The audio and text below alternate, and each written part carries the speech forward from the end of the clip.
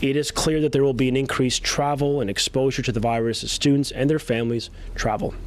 And I want every parent and family to know with confidence that when their child returns to school, they will be in a safe and healthy learning environment based on the medical advice of Ontario's Chief Medical Officer of Health.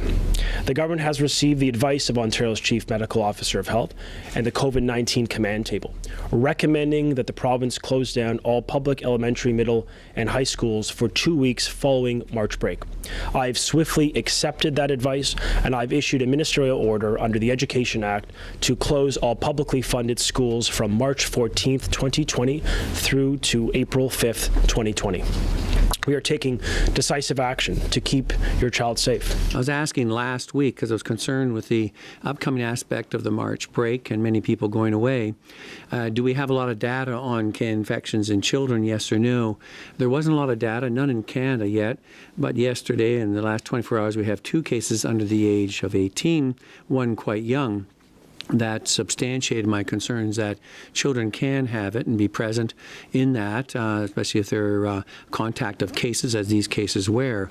And while I don't believe there's much illness, it does give the potential of bringing back infection and introducing it into various settings, including schools and daycares. In that regard, it was my recommendation that people who have traveled outside of Canada at this time, if you're coming back, as besides the 3 zones that Dr. Yaffe's alluded to, where you have to be mandatory quarantine and to fill out the questionnaire when you come across the border.